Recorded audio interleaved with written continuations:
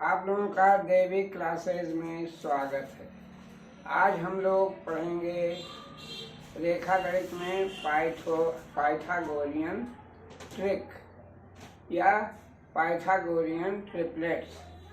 ये Pythagorean triplets होता क्या है? समकोण त्रिभुज में आधार, भुजा का वर्ग और लंब भुजा का वर्ग बराबर होता है कर्ण भुजा के वर्ग के बराबर। कर्ण भुजा के वर्ग के बराबर जैसे दिया हुआ है, इसके लिए एक फार्मूला है n² - 1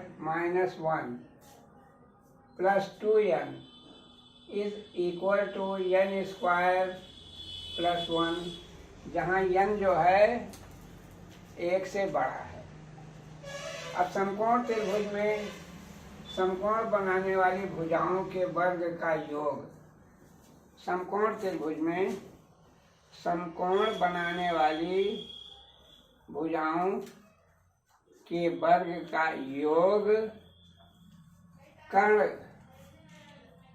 कर्ण भुजा के वर्ग के बराबर होता है। अब जैसे दिया है, अतः फार्मूला हुआ 2n, n² - 1, n² + 1 को पाइथागोरियन ट्रिपलेट्स कहते हैं। जैसे दिया हुआ है कि BC भुजा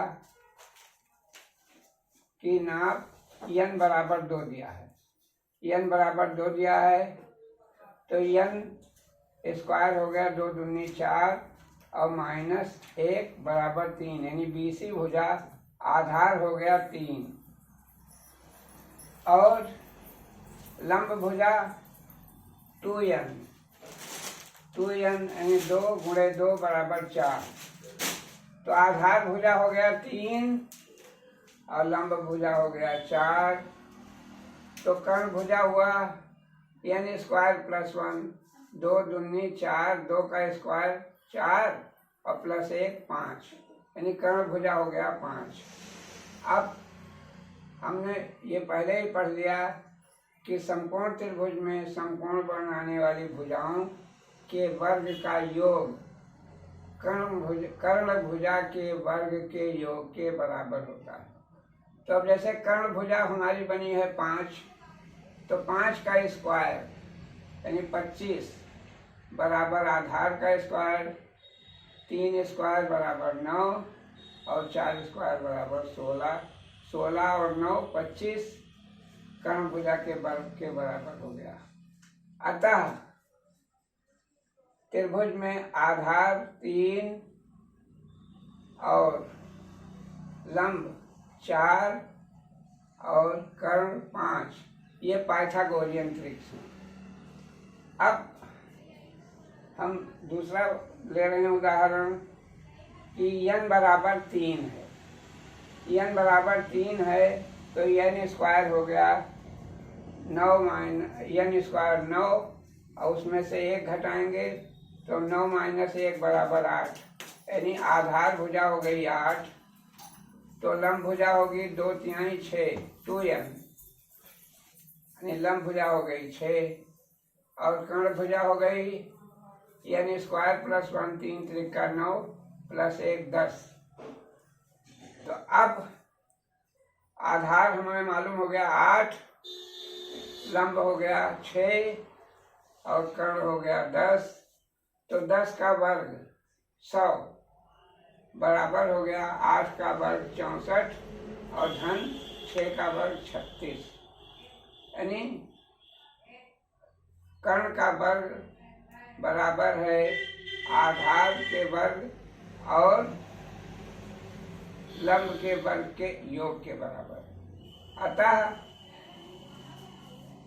8, 6 और 10 इस समकोण त्रिभुज में 8, 6 और 10 पाइथागोरियन ट्रिक्स हैं। अब हम देखते हैं अगला उदाहरण लेके कि n बराबर 4 है। तो n स्क्वायर हो गया 16 और -1 बराबर 15, यानी BC आधार भुजा हो गई 15 और लंब भुजा 2 × 4 बराबर 8, लंब भुजा हो गई 8 और कर्ण भुजा हो गई n स्क्वायर + 1, यानी 4 चौक 16 और +1 17, यानी कर्ण भुजा हो गई 17। अब फार्मूला दिया है कि कर्ण का वर्ग बराबर होता है आधार का वर्ग और धन लंब का वर्ग। तो आप पाइथागोरियन ट्रिक्स में जैसे भुजा अगर 4 है तो n स्क्वायर -1 हो गया 15, 4 चौक 16 -1 15 और 2n यानी लंब हो गया 2 चौक 8 और कर्ण भुजा n स्क्वायर + 1 4 चौक 16 1 17। अब इसमें कर्ण का वर्ग 17 का वर्ग बराबर होगा आधार का वर्ग और धन लंब के वर्ग के बराबर। तो अब 17 का वर्ग हो गया 289 और 15 का वर्ग 225 और 8 का वर्ग हो गया 64। तो 225 + 64 बराबर होगा 289 के। अब अगला उदाहरण है कि अगर हम भुजाओं की नाप 5 लेते हैं, 5 मान लिया n बराबर 5, तो n बराबर 5 है अगर है तो n स्क्वायर -1 बराबर हो गया 24, 25 -1 24, यानी आधार भुजा हो गई 24 और लंब भुजा 2 × 5 बराबर 10, लंब भुजा हो गई 10 और कर्ण भुजा हो गई n का वर्ग +1, यानी 25 धन 1 26। अब हमें कर्ण भुजा मालूम हो गई 26, आधार भुजा मालूम हो गई 24 और लंब भुजा हो गई 10। तो अब कर्ण भुजा का वर्ग 26 का वर्ग बराबर हो गया आधार का वर्ग 24 स्क्वायर और प्लस लंब का वर्ग 10 स्क्वायर। तो अब 26 का स्क्वायर हो गया 676 और आधार का वर्ग हो गया 576 और लंब का वर्ग हो गया 100। तो 676 बराबर है 576 के। अब हमने पाइथागोरियन ट्रिक्स के 4 उदाहरण पढ़ लिए कि जिसमें n बराबर है 2, 3, 4 और 5।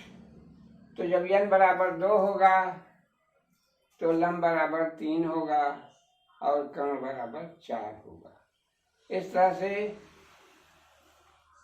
हम पाइथागोरियन ट्रिक्स समझ गए होंगे और आशा करते हैं आप भी इसको विधिवत समझ गए होंगे। और आप अगर समझ गए हैं तो आप इसको अधिक से अधिक शेयर कीजिए, लाइक कीजिए, सब्सक्राइब कीजिए। धन्यवाद।